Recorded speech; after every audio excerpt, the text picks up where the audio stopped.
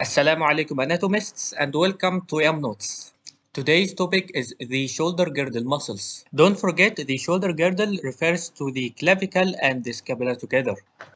Those muscles which are present in there can be subdivided into three regions: pectoral, back, and scapular regions. The pectoral region holds four muscles which originates from the ribs to get inserted into the upper limb, whether the clavicle, scapula, or humerus. The back region holds five muscles or originating from the vertebral column to get inserted into the upper limb also.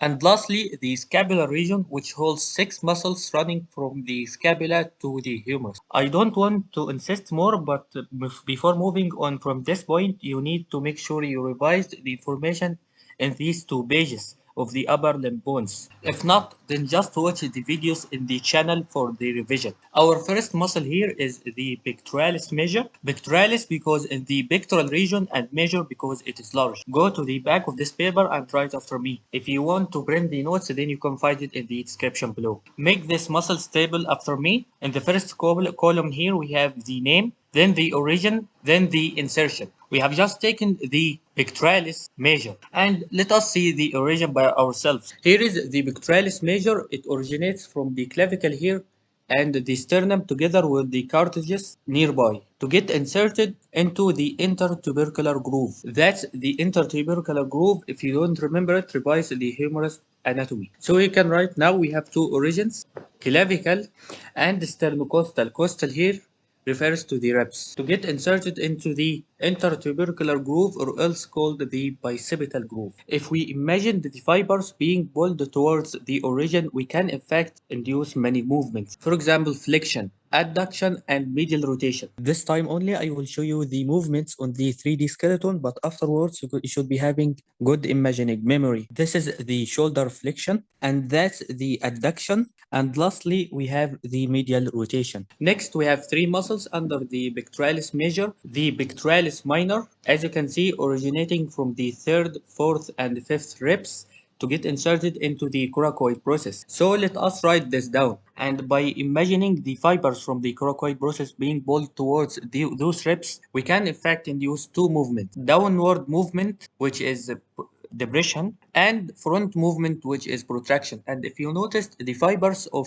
the pectoralis major is diagonally, and so that's another trick to induce the movements. You draw 90 degrees arrows like this. Next we have the subclavius, and from its name it is under the clavicle, which you can see here, and it originates from the first rib to get inserted into the subclavian groove. That's right, if you imagine the insertion being pulled towards the origin, it induces depression, but its real job is fixes the clavicle during the movement of the shoulder, because the upper limb is connected to the rest of the body only via the clavicle. Next we have the serratus anterior, and its origin is in fact serratus, meaning it has digitations like this, 8 digitations originating from the upper 8 ribs. By the way, we have 12 ribs in each side, and their insertions differ. The first 3 digitations get inserted in the medial border of the scapula, while from the fourth to the eighth digitation towards the inferior angle of the scapula. You can write this after me. If it is hard to imagine it, then let us go and see the 3D anatomy once more.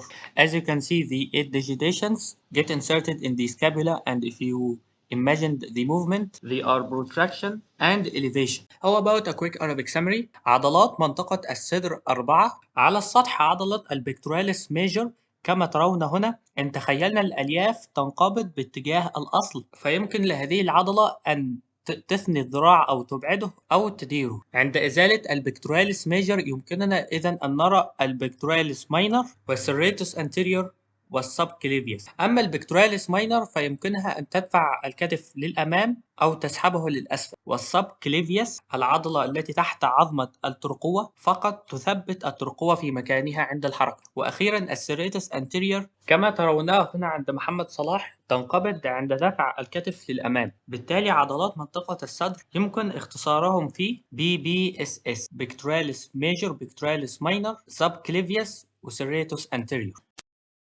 Give yourself 3 minutes to answer these questions. Pause the video and start now.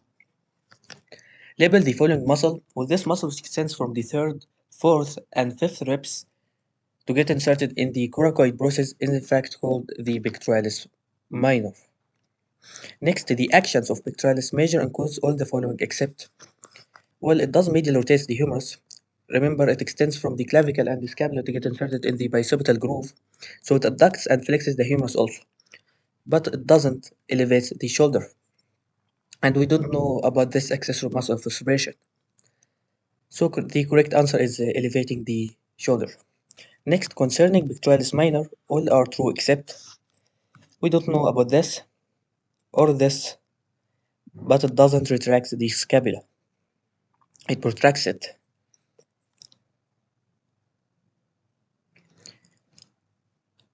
The correct answer is C. Next, a muscle that fixes the clavicle, you need to write it in the comments below. I'll give Our quote today says وأوحينا إلى أم موسى أن أرضعيه فإذا خفت عليه فألقيه في اليم ولا تخافي ولا تحزني إن رادوه إليك وجاعله من المرسلين. Which means, and we inspire to the mother of Moses, suckle him, but when you fear for him, cast him into the river, and do not fear and do not grieve. Indeed, we will return him to you and will make him one of the messengers.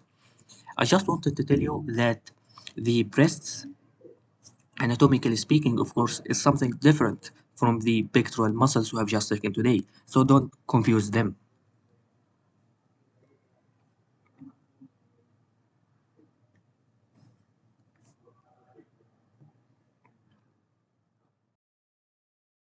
For you.